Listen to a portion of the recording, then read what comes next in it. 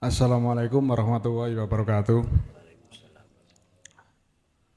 Tadi yang dibilang Gus tadi yaitu mengenai hubus sahawa itu ada tiga, yaitu uh, anak, istri, dan harta benda. Tapi saya kok menerimanya kok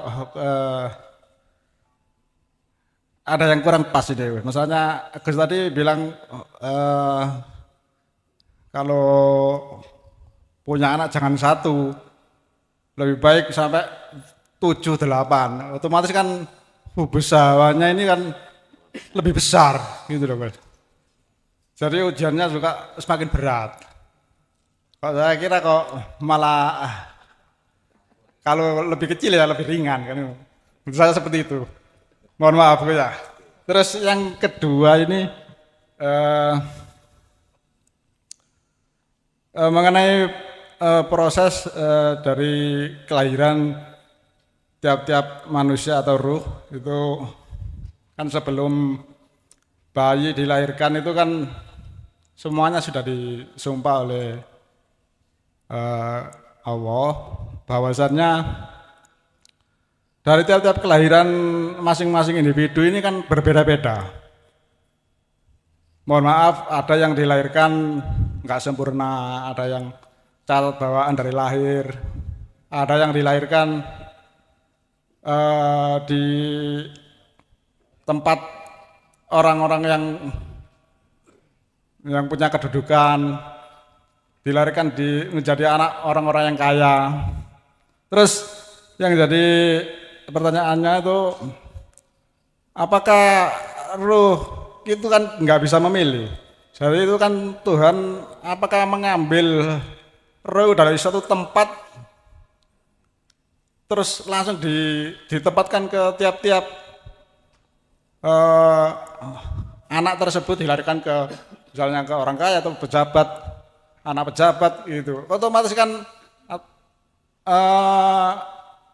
ujian atau beban yang diterima ini kan lebih lebih lebih berat daripada yang apa itu dilarikan dari anak-anak orang yang tidak beruntung gitu loh Mas. Artinya orang yang kekurangan gitu kan, daripada yang berkecukupan kan ujiannya lebih berat kan gitu. Jadi apakah di sini nih ruhnya mengambil acak seperti orang ngopi arisan gitu langsung dianukan gitu Bos ya? Maksud saya seperti itu. Demikian mohon penjelasannya Gus. Terima kasih. Assalamualaikum warahmatullahi wabarakatuh. Waalaikumsalam warahmatullahi wabarakatuh. Sebesar apapun ujian, jikalau hati itu memandang Allahnya, akan jadi ringan. Sekecil apapun ujian, jikalau hati memandang makhluknya, akan terasa berat. Saya ulang. Sebesar apapun ujian, bahkan anak 7, 12. Tapi jikalau hati memandang Allahnya, min kulli syai'in, fi kulli syai'in, an kulli syai'in, maka itu terasa ringan. Sekecil apapun ujian, jikalau hati mandangnya terhadap kulla syai'in, sesuatunya, makhluknya, pasti akan terasa berat. Makanya jangan disangka orang yang miskin itu tidak gelisah atas kemiskinannya. Dan juga jangan disangka orang kaya itu mesti dia itu gelisah akan kekayaannya. Yang kedua, jangan disangka orang miskin itu gelisah akan miskinnya. Dan jangan disangka orang kaya itu bahagia akan kekayaannya. Jangan. Ingat, Innallaha sak temeni Gusti Allah iku la yanduru. Ora bakal ningali sapa Allah ila suwarikum terhadap maring status fisik kita. Apakah fisik kita statusnya itu sempurna atau tidak saat dilahirkan? Apakah status kita itu fisiknya di tengah-tengah orang kaya atau miskin, pejabat atau tidak?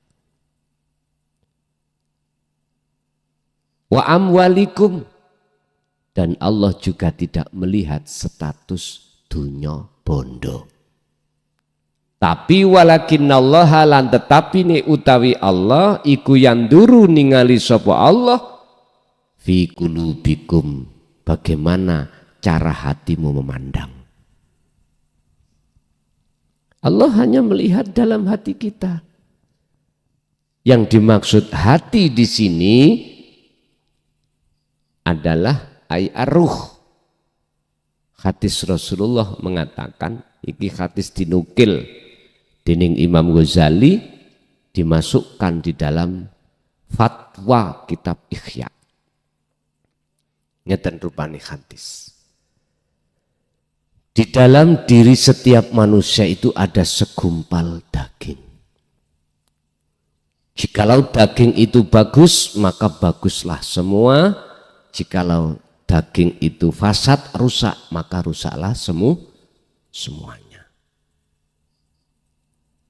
Apa yang dimaksud daging itu? Ternyata wahwa al-qalbu, hati. Terus ditasheh, terus disarah dening Imam Ghazali dalam kitab Ihya, al-qalbu ay arruh. Jadi bukan hati itu seperti hatinya ayam, hatinya kambing, bukan. Tetapi yang dimaksud al-qalbu ay arruh. Ruh. Siapa yang keadaannya ruh, hatinya bagus di mata Allah, maka jasmaniahnya itu mesti bagus di mata Allah. Begitu juga sebaliknya. Jadi ruh itu tidak akan memandang jasad ini statusnya apa. Yes. Jadi anak sedikit atau banyak itu bukan ukuran berat dan tidaknya ujian bagi ahli syuhud. Tapi kalau bagi ahli hijab, golongan kita syariat saja, ya jelas karena kita memakai akal. Dikasih anak satu ujiannya dikit daripada 7 lagi itu akal loh, kita bicara akal. Tapi kalau kita bicara ilmu tauhid di luar akal, hati. Kita memandang hati. Jadi kesimpulannya dari pertanyaan pertama itu gini.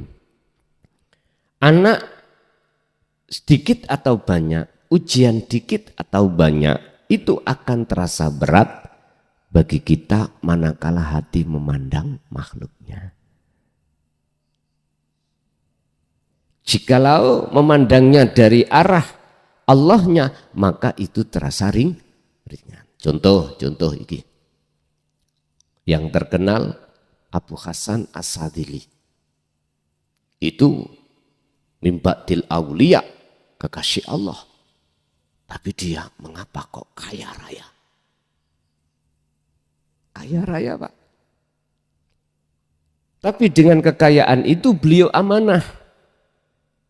Dengan kekayaan itu, ujian itu, dia tidak ditumpai, malah numpai. Beliau jalankan yang dimaksud amanah itu, dia jalankan hanya di atas jalan Allah, bukan jalan nafsu. Memang secara logika leres Pak jenengan bahwasanya anak 7 itu ujiannya lebih besar daripada anak 1. Apalagi tidak punya anak. Apalagi kita tidak beristri. Apalagi kita tidak punya harta benda. makanya kita memilih yang paling ringan, baik secara akal maupun secara hati, wis enak. Apa? Kita hanya memikirkan darul akhirah. Wabtaghi fima atakallah darul akhirah. Wala tansa, tidak kita ambil apa? Yang penting hubungan ruhaniah langsung pada Allah aja, sementara bagian dunia kita tinggalkan. Jadi jenengan jangan nikah biar nggak punya anak. Setelah itu jenengan juga repot-repot mencari nafkah untuk anak istri, nggak punya anak istri kok. Kita tinggalkan hubungan dengan manusia. Kita keluar rumah atau punya rumah sendiri satu kamar, wis gak pernah sosialisasi dengan orang lain, juga tidak gotong royong, udah sendiri saja. Makan gak makan apa kata Allah. Udah, kita di dalam kamar sendiri, jangan pernah keluar. Gembul semut yoga, gembul kecoa yoga. Jadi kita hanya bertapa selama-lamanya. Makan ya tidak, minum juga tidak. Bebas pun total. Kapan itu terjadi? Wallahu a'lam. Mungkin kalau kita sudah meninggal baru tinggalkan semua. Apa mungkin kita masih di tengah masyarakat, kita tinggalkan semuanya. Makan kita tinggal, minum kita tinggal, semuanya. Yang ada kaitannya dengan jasmani kita tinggalkan. Ya mungkin saja, dan monggo itu hak setiap diri manusia. Cukup hati dzikir tok, udah wis. Nyawiji menyang Gusti kemawon aja wis. Jadi wis sudah tidak pernah tahu wujudnya matahari, tidak tahu pernah wujudnya bintang bulan, sudah. Manakala itu jenengan lakukan gak salah buat Anda. Karena setiap diri manusia punya hak masing-masing. Saya pun tidak pernah menyalahkan. Pun itu satu.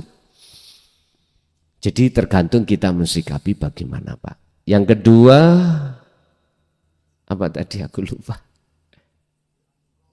Oh kopyoan. Apakah roh itu kayak arisan itu? Ya. Wis pokoknya kopyoan tiba iki. Ngeten Pak. Ketika Allah sudah meniupkan roh itu setelah perjanjian sudah ditandatangani, maka Allah tentukan yang namanya nikmatul imdad. Apa nikmatul imdad? Kebutuhan jasmania sampean kali kula saat di dunia itu Allah sudah siapkan. Bahkan jabang bayi sebelum lahir itu sudah Allah siapkan ASI di dalam ibunya. Setelah itu kita dilahirkan, entah diletakkan Allah di tengah orang yang punya atau tidak punya, rakyat biasa atau pejabat. Ruh ini tidak protes. Ruh ini enggak ada ruh yang protes. Ruh itu akan protes disebut jiwa tatkala sudah masuk di dalam alam balik. Baru protes. Yang dilahirkan di tengah-tengah orang miskin kok gak orang kaya yo, nanti enak. Yang dilahirkan sebagai masyarakat biasa kok gak di tengah-tengah pejabat. Kalau ketika pas lahir itu gak ada ruh itu protes. Yang ada hanyalah menangis. Apa artinya menangis? Sanggupkah kau menghadapi ujian yang sudah ditandatangani perjanjian itu? Dia keluar dari alam surga menuju alam dunia. Sebetulnya dia itu ingin kembali lagi. Nangis. Bu bidan itu ya anaknya gak lahir gak nangis diceplesi Pak. Itu ada teorinya sendiri. Ya apa segeranya menangis. Itu ada alasan tersendiri menurut ilmu kedokteran. Ilmu kedokteran. Kalau punya mbok, punya orang tua saya itu dukun bayi dulu itu. Justru saya sering yang menghantar beliau itu nulungi bayi. Dulu itu nggak ada bayi nyungsang dioperasi, nggak ada Pak. Yang ini dereng wonten operasi ngoten.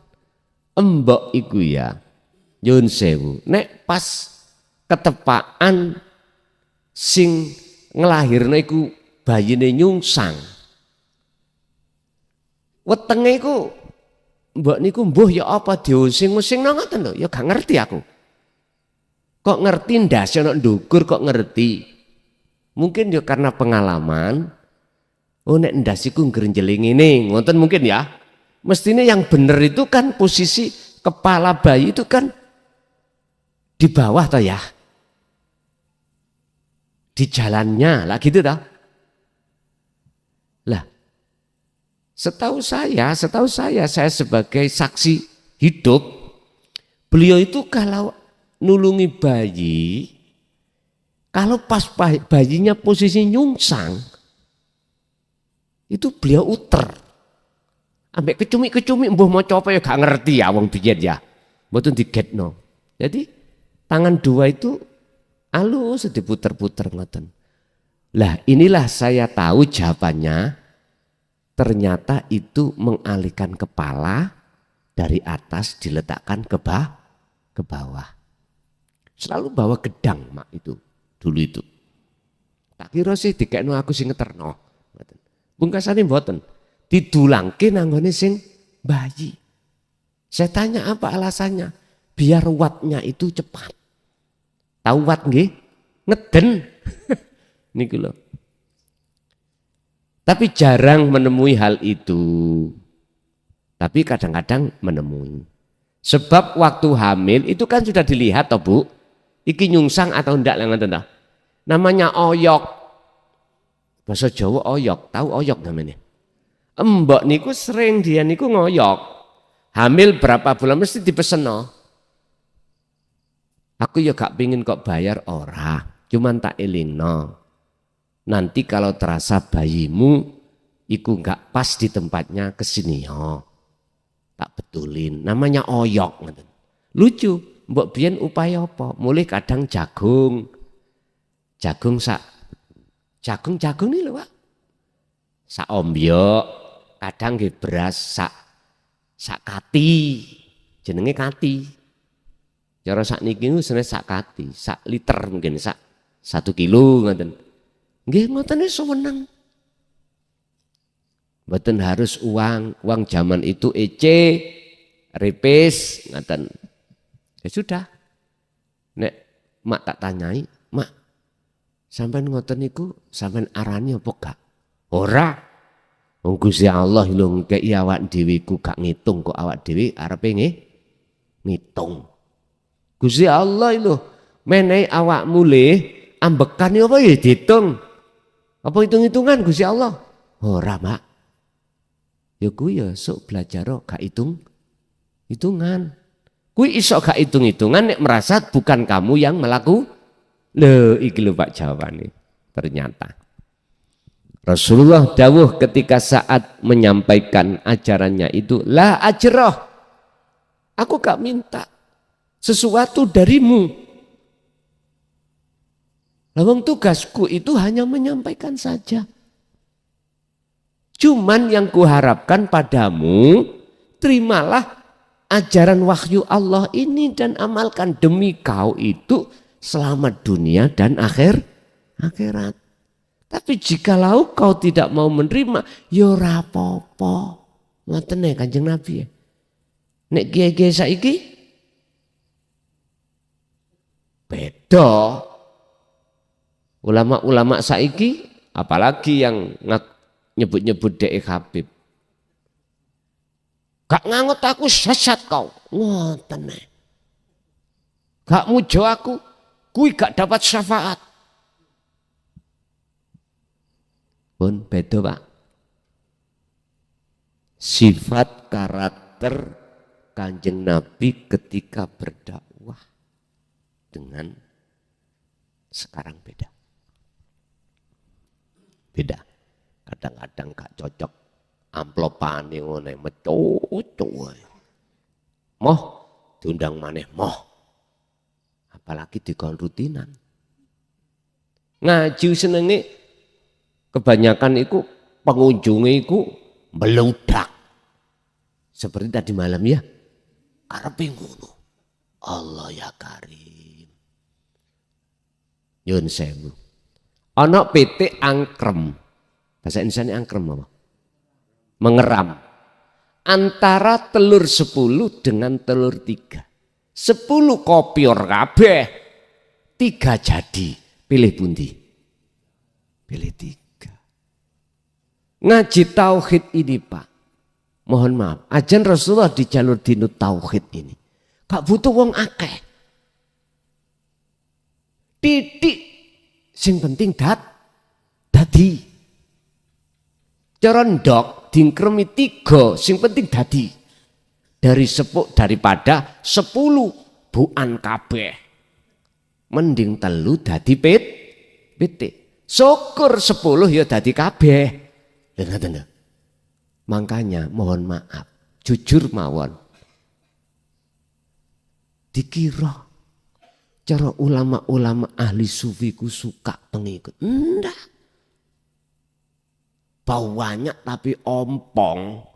Mending situk dadi. Ya itu. Mending situk dadi.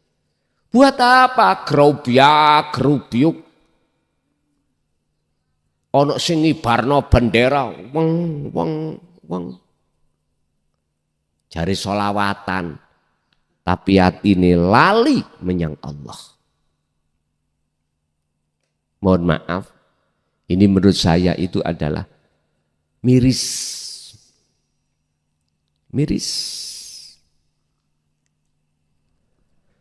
Artinya al ilmu bila amalin kasajarin bila thamarin. Ilmu itu penting, oke, semua mau banyak mengikuti. Tapi ilmu ini manakala tidak jenengan amalkan, gak dadi petik, gak dadi. Gedekno ilmu itu setinggi apapun ilmu tauhid itu, tatkala tidak jenengan amalkan berbentuk khalwat dzikir tersebut, mohon maaf. Justru niku corok wong ngetepil ngoten dandil. Tahu dandil amen. Kembali bumerang ngeneki awak dhewe wujudin di takabur ya. Akhirnya digawe unggah-ungguh nak ngene grup. Terkesan ahli taktik. Wes cemplungno kali ya HP menek ngono. Nek grup kok gawe model kaya ngono pinter-pinteran. Cemplungno kali percuma. Amalkan bentuknya sing sering khalwat jenengan baik secara umum maupun secara khusus dengan metode dikron kathiron. Sejatine dzikir baru di situ berbuah. Laksana ilmu yang tidak diamalkan, laksana jenengan nandur pohon tapi tidak berbuah. Oke. Apa mang pertanyaan ini mang ngopo? Belakrak. Kopioan ya.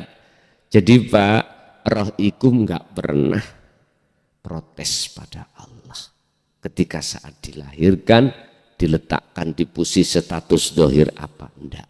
Tapi roh itu akan protes manakala saat dia itu mencapai masuk alam utawa di zona akil balik begitu. Lah, dan itu ya wajar Pak, wajar karena pada saat itu akal mulai berjalan kita itu, logika mulai kita gunakan. Tapi bagaimana caranya di luar logika hukum hati ini bisa berjalan kembali sehingga bisa kembali pada Allah bagaimana? Jawabannya ringkasan materi ngaji tadi.